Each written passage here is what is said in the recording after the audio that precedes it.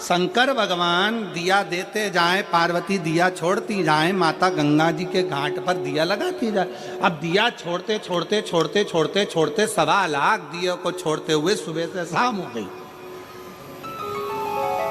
पार्वती जी शंकर जी से बोली, भोलेनाथ इतने दिए छोड़ दिए पर समझ में नहीं आ रहा ये दिया कैसे बढ़ते जा रहा है। शंकर भगवान बोले, पार्वती एक बार ब्रह्मा जी कह रहे थे भगवान विष्णु से कि दान करने से बहुत बढ़ता, तू दान कर रही ना दीप का इसलिए बढ़ रहा है। तो पार्वती जी शंकर जी से बोली, तुम जल्दी जल्दी दो। अब इनको क्या मालूम था पीछे और जल्दी पकड़ लेगा और रखे जाए। दिया इकट्ठा हो गया। थोड़ी देर बाद शंकर जी के पांव के पास में गणेश जी की सूंड दिखी दिया रखते हुए। तो शंकर भगवान ने पार्वती जी से कहा, तू पूछ रही दिया कहां से बढ़ रहा है, ये देख तू छोड़ रही है और तेरी औलाद पकड़ रही है। तू छोड़ रही है, ये तेरी औलाद पकड़ रही है। पार्वती जी गणेश जी के पास में आ गई। गणेश जी से कहा, बेटा गणेश ये तुम क्या कर रहे हो। गणेश जी बोले, मैया सारे के सारे बह कर जा रहे थे, मैंने सबको पकड़कर किनारा दे दिया। सबको पकड़ा किनारा दे दिया। पार्वती जी गणेश जी से बोली, रे गणेश इस संसार सागर में भव सागर में कितने बह कर जाएंगे तो किस किस को किनारा देगा। गणेश जी कहते हैं, माँ जो एक बार शिव महापुराण की कथा में आ गया ना उसको तो मैं हाथ पकड़कर किनारा दे दूंगा, हाथ पकड़कर किनारा दे दूंगा। ये शिव महापुराण की कथा है जिसका इंतजार स्वयं गणेश जी करते हैं। रिद्धि सिद्धि स्वयं चवण दुलाती है। ये वो शिव महापुराण की कथा है जिसके इंतजार में षडानंद कार्तिक बैठे रहते हैं। ये वो शिव महापुराण की कथा है कि ब्रह्मा जी भी अपनी लेखनी को रोक देते हैं। जब शिव महापुराण की कथा को श्रवण करना होता है, भगवान नारायण शेषनाग की सैया पर उठकर बैठ जाते हैं। जब शिव महापुराण की कथा को सुनना होता है, इंद्र का आसन छोड़ देते हैं, वरुण अपना सिंहासन छोड़ देते हैं। ये वो शिव महापुराण की कथा है जिसको लोग दिल से श्रवण करते हैं तो अपनी झोलियां खुशियों से भर लेते हैं। ये वो शिव महापुराण की कथा, ये वो कथा है। इस कथा का ना पत्रिका छपती है, इस कथा का ना पंपलेट छपता है, इस कथा का ना प्रचार होता है, इस कथा का ना किसी को जाकर चावल दिया जाता है, इस कथा का ना किसी के दरवाजे पर जाकर कहा जाता है कि कथा में आना, कथा में आना। ये कोई नहीं कहता।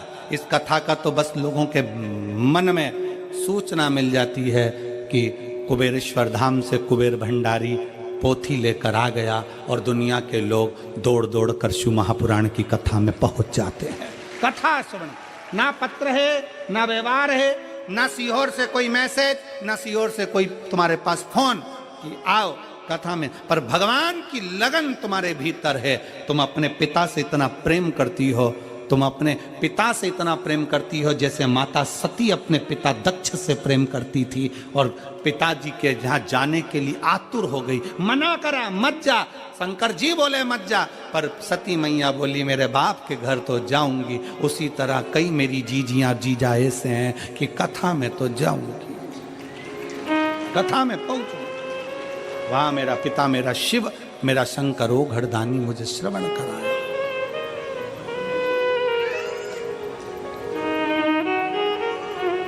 और जरूरी है जी, शिव तत्व जरूरी है। शंकर शिव महापुराण की कथा करे, ये भगवान शंकर का चरित्र कर रहा है। रुक्मणी जी का जैसे भाव भगवान शंकर को, भगवान कृष्ण को पाने का था, वैसा ही भाव आपका होना चाहिए। हम शंकर के और शंकर हमारा हो जाए। भगवान शंकर के नयन अश्रु से एक बालक ने जन्म ले लिया था जिसका नाम अंधकासुर था। अंधकासुर जन्म लेते से ही भगवान शंकर ने कह दिया इसको समुद्र में फेंक दे।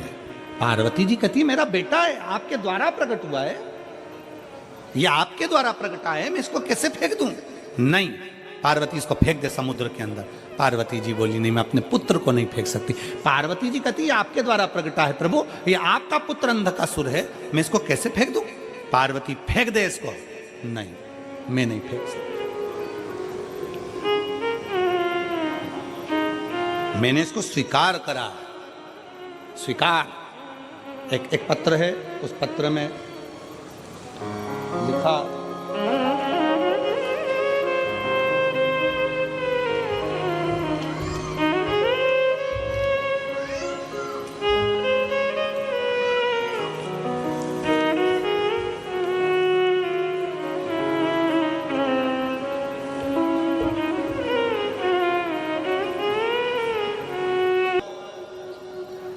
दुकान चल रही है तब तक मकान भी बना लो। नौकरी पर हो, सर्विस में हो, ड्यूटी पर हो, तुम्हारी नौकरी चल रही है, जब तक रिटायर नहीं हो रहा है तब तक प्लाट खरीद लो, मकान बना लो, जेवर बना लो, आभूषण बना लो। बच्चों का ब्याह भी कर दो जब तक रिटायर नहीं हो रहा है तब तक। जब तक दुकान चल रही है तब तक प्लाट लो, मकान बना लो, जमीन जायदाद सब कर लो। और जब रिटायर हो जाओगे उसके बाद फिर नहीं कर पाओगे। दुकान अभी चल रही है तो फिर प्लाट ले लो, जेवर बना लो, दुकान नहीं चलेगी फिर नहीं कर पाओगे। उसी तरह अभी शरीर चल रहा है तो शिव पुराण सुन लो, रिटायर हो गए तो कहां सुन पाओ। शरीर चले तब तक भगवान के मंदिर जाओ, एक लोटा जल चढ़ाओ। शरीर चले फिर निवेदन है, श्वास चले तब तक भगवान का भजन करो। शरीर चले तब तक परमात्मा के दरवाजे जाते रहो। और ना जाने फिर ये शरीर चलेगा नहीं चलेगा। सबको आज के जमाने में एक एक नई नई बीमारियां हो गई, कहीं घुटना दुखे, कहीं कमर दुखे। महाराज नीचे बैठा नहीं जाए। अब महाराज तुम बताओ कहां बैठूं? तो हमने कहा ऊपर। कहां बैठूं? बहुत तकलीफ महाराज, घुटना में तकलीफ, कमर में तकलीफ, आंखों में तकलीफ। कौन है जिसको तकलीफ नहीं? दुख तो शरीर में कष्ट तो आता है, धीरे धीरे धीरे धीरे चलता आएगा। फिर तुम्हारे वो हरियाणा वालों के यहां से एक भजन निकला था ना, भजन कर भरी जवानी में बुढ़ापा किसने देखा रे। हरियाणा का ही भजन है ये। उत्तर प्रदेश वालों को याद होना चाहिए, तुम्हारे तो बाजू में ही हरियाणा लगा हुआ है। और बुढ़ापे में क्या है इसमें? बुढ़ापे में है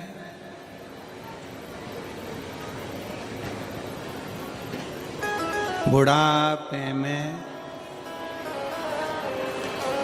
सोफा सेट हिलेगा, दांत सारे दांत हिलेंगे, तुम हंस नहीं पाओगे, इसलिए हंस लो भरी जवानी में। और आज के जमाने में कौन? जितने बुजुर्ग हंस लेते हैं, जितने बच्चे हंस लेते हैं, जवानी में लोग उतना हंस भी नहीं पाते। ज्यादा हंस लेते हैं तो पत्नी देख लेती, क्या बात है, बेचारा हंसना ही छोड़ दिया। अगर मोबाइल चलाते चलाते अगर पत्नी ज्यादा हंस लेना मोबाइल चलाते तो पति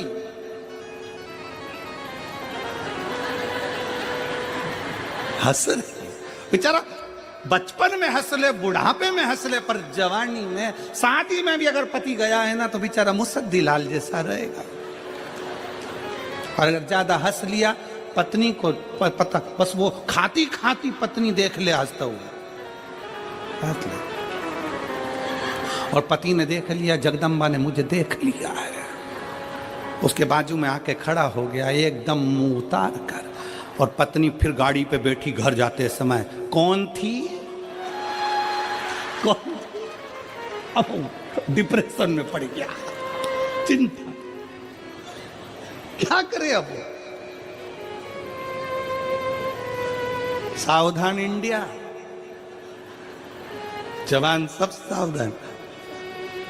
बुढ़ापे में सोफा सेट हिलेगा, तुम हंस नहीं पाओगे, जलकर भरी जवानी में। ये मौका मिला मुस्कुराने का।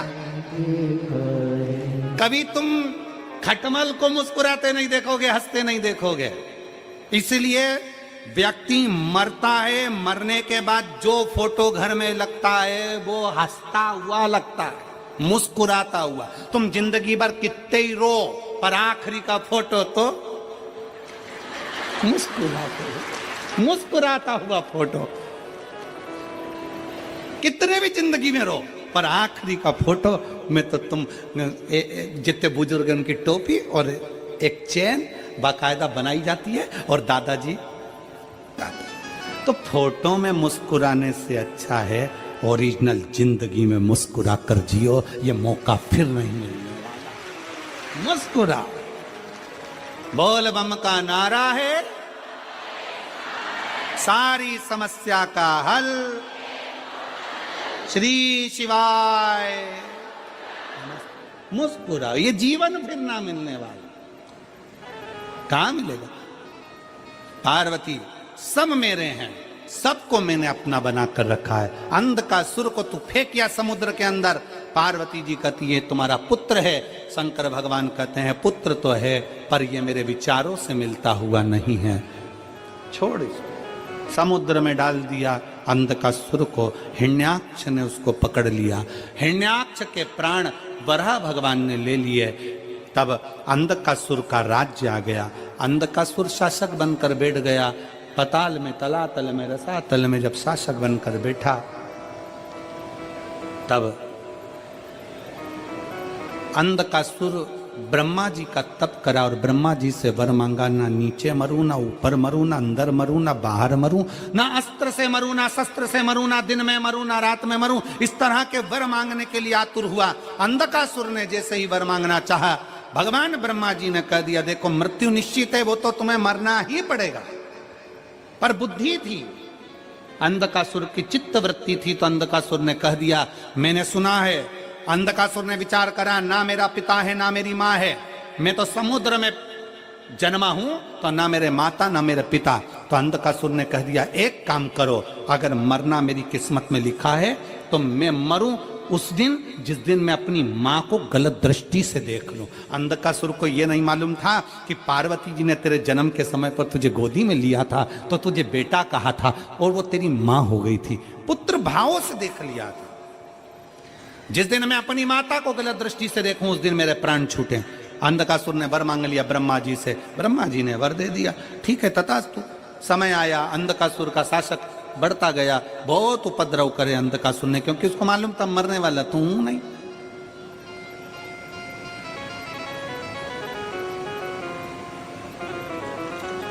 अब मैं मरूंगा तो हूं नहीं।